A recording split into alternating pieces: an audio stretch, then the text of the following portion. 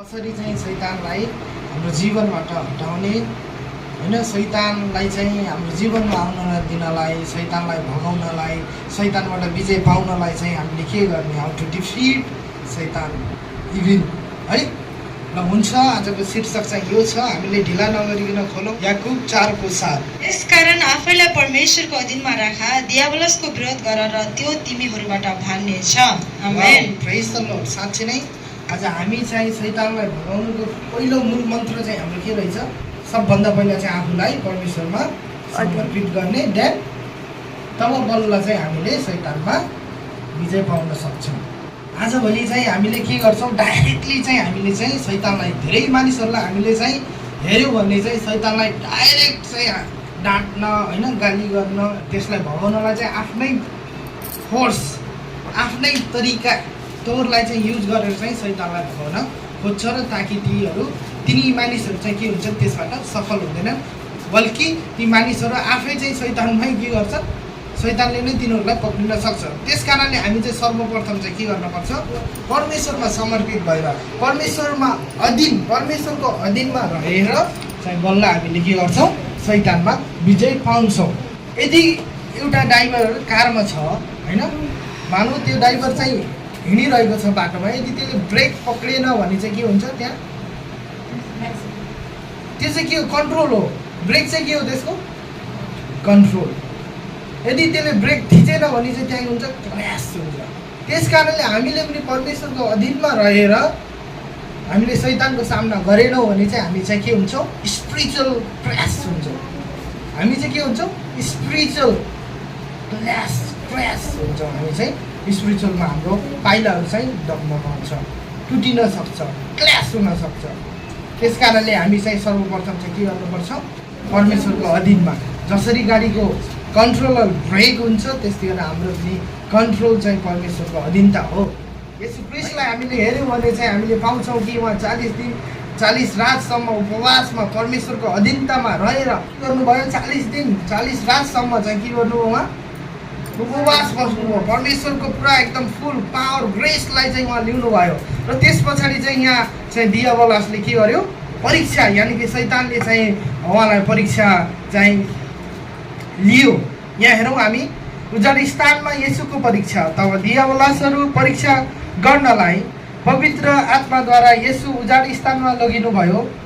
उहाँ 40 दिन र 40 रातसम्म उपवास बसिसकेपछि भोगाउनु भयो। तब परीक्षा गर्नेले उहाँका आएर भन्यो, तपाईँ परमेश्वरको पुत्र हुनुहुन्छ भने यी ढुङ्गाहरूलाई रोटी हुन् भनी आज्ञा दिनुहोस्। यो हामी सबैजनाले के गरेको, पढिराखेकै वचन हो होइन। तर पनि यहाँ चाहिँ के भयो, 40 दिन 40 रातसम्म चाहिँ परमेश्वर के गर्नुभयो, यानि कि येशू ख्रीष्ट चाहिँ परमेश्वरको पूर्ण अथोरिटी, पूर्ण उहाँले चाहिँ आफ्नो सबै चाहिँ के समर्पित हुनुभयो। तपाईँ परमेश्वरको पुत्र हुनुहुन्छ भने यी ढुङ्गाहरूलाई रोटी हुन् भनी के गर्नुहोस्, आज्ञा दिनुहोस्। शैतानले के गर्यो, परीक्षा लियो कि यदि तपाईँ परमेश्वरको पुत्र हुनुहुन्छ भने यो ढुङ्गालाई के गर्नुहोस्, रोटी बनाउनुहोस्। तर येशूले चाहिँ जवाब दिएर भन्नुभएको छ, लेखिएको छ, मानिस रोटीले मात्र होइन तर परमेश्वरको मुखबाट निस्केको हरेक वचनले जीवित रहँदछ। लेखिएको छ, कहाँ लेखिएको छ, यो वचनमा। र येशूले चाहिँ यसलाई के गर्नुभयो, क्लेम गर्नुभएको छ। येशूले चाहिँ के गर्नुभयो, यसलाई वचनलाई क्लेम गर्नुभएको छ। त हामी यसलाई हेरौँ, व्यवस्था 8:3 हेर्नुहोस्। उहाँले तिमीहरूलाई नम्र बनाउन भोकले पीडित तुल्याउनु भयो अनि तिनीहरूलाई मन्ना खुवाउनु भयो, जसको बारेमा तिमीहरूलाई र तिमीहरूका पिता पुर्खाहरूलाई थाहै थिएन।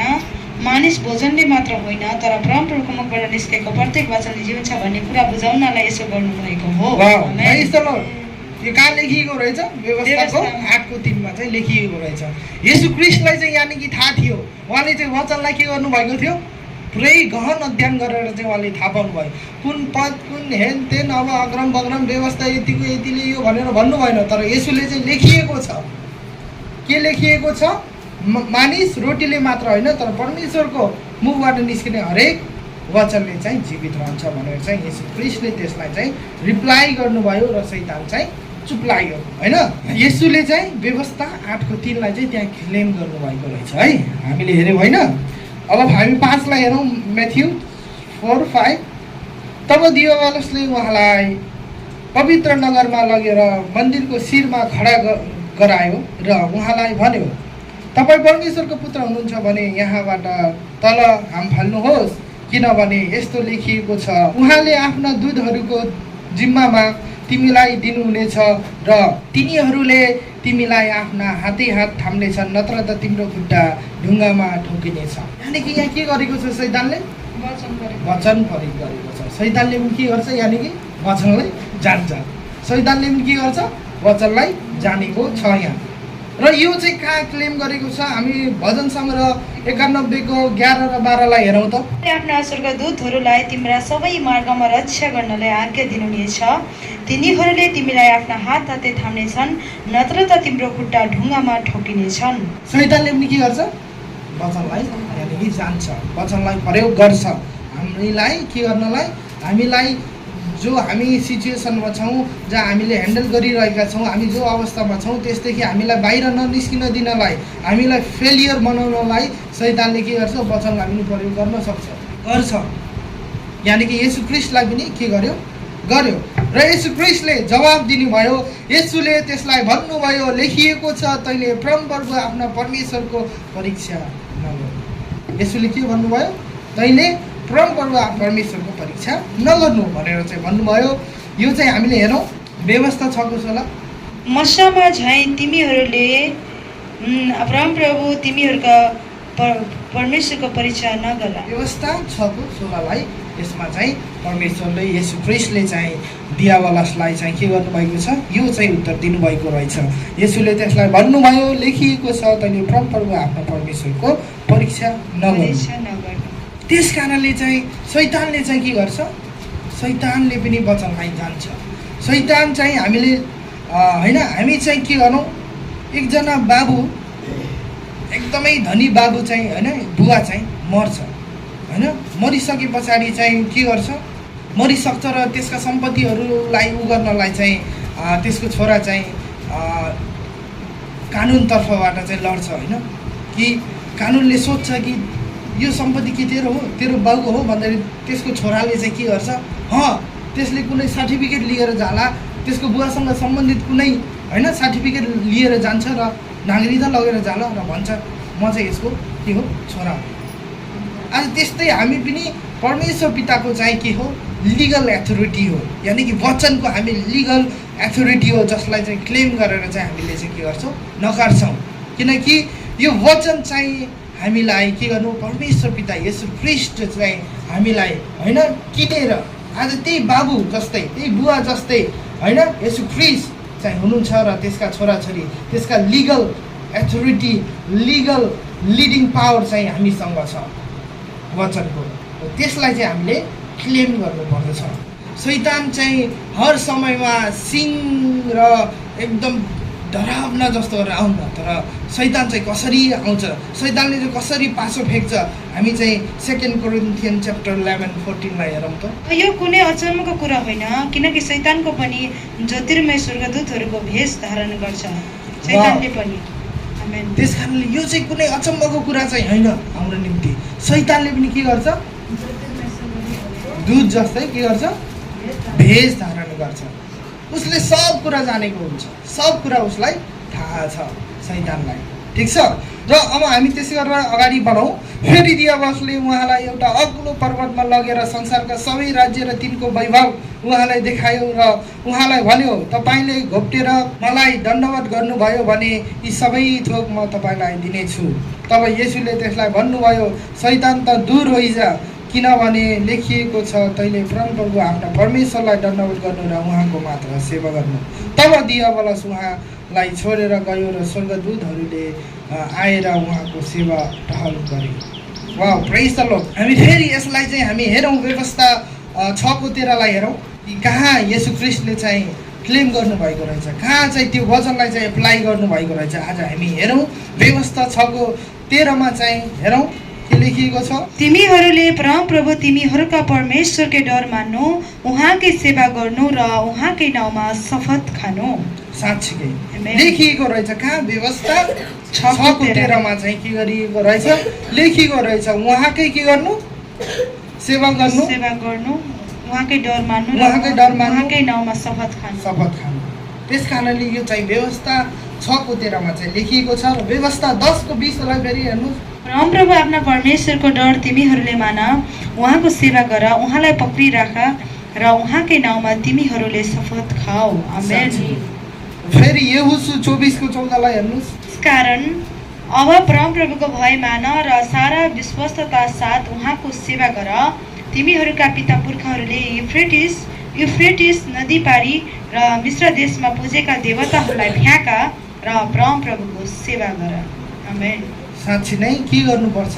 हामी चाहिँ परमप्रभु यानि कि येशू ख्रीष्टले चाहिँ के गर्नुभयो?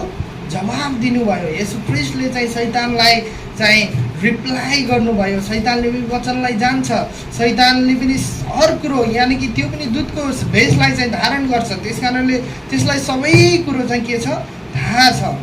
र येशू ख्रीष्टले चाहिँ त्यसलाई जवाफ दिएर भन्नुभयो, तैँले परमप्रभु आफ्ना परमेश्वरलाई दण्डवत गर्नु र उहाँकै मात्र सेवा गर्नु। साँच्ची नै आज हामीले चाहिँ परमप्रभु आफ्नो परमेश्वरलाई मात्रै चाहिँ हामी के गरौँ? दण्डवत गर्नुपर्छ। शैतानलाई आज हामीले पनि मुतोड जवाब दिनलाई चाहिँ वचनबाट चाहिँ हामीले क्लेम गर्नुपर्छ।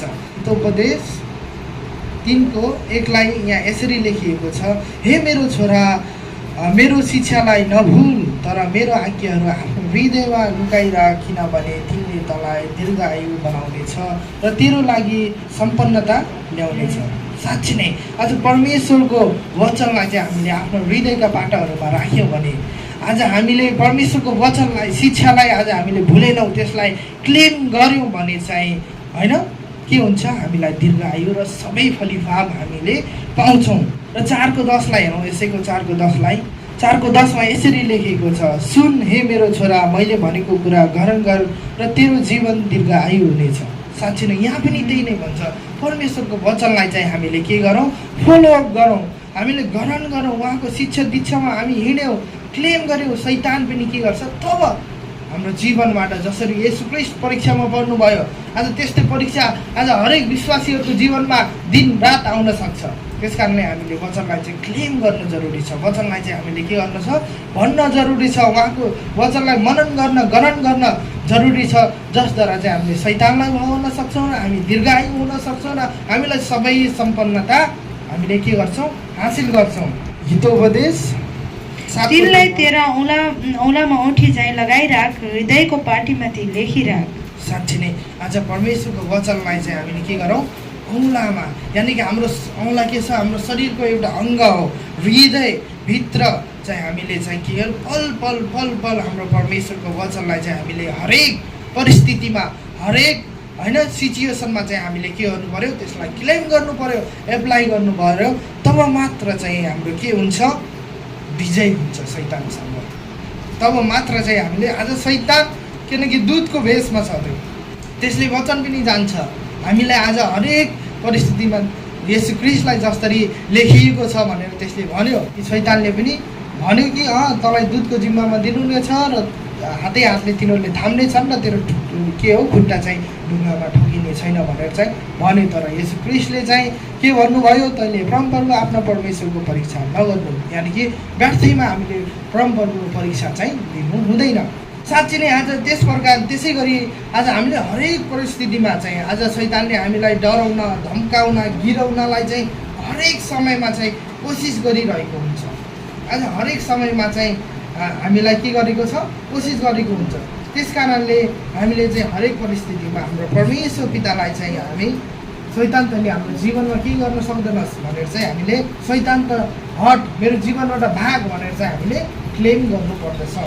लेखिएको छ भन्दै हामीले आफ्नो जीवनबाट शैतानले चाहिँ हामीलाई तेरा धेरै समस्याहरू छन् होइन, तैँले केही गर्न सक्दैनस् भन्ने चाहिँ हामीलाई पल पल हर समयमा हामीलाई गराइराखेको हुन्छ। त्यस समयमा चाहिँ हामीले चाहिँ हाम्रो वचनद्वारा चाहिँ क्लेम गर्न सक्छौँ कि परमेश्वर पिता मेरो सर्व हुनुहुन्छ, मलाई कुनै पनि कुराको खाँचो घटी कमी छैन, उहाँले के गर्नुहुन्छ? मलाई सबै कुराले फलिफाप पूर्ण पार्नुहुन्छ भनेर चाहिँ हामीले क्लेम गर्दै चाहिँ हामी अगाडि हिँड्नुपर्छ। शैतानले भन्न सक्छ कि तँलाई यो प्राप्त छ, तँलाई होइन पुग्दैन भनेर चाहिँ हामीलाई चाहिँ हालिराखेको हुन्छ। आज हामीले संसारलाई हेऱ्यौँ भने कम्पेयर गर्न चाहन्छ। मान्छेको बानी चाहिँ के छ?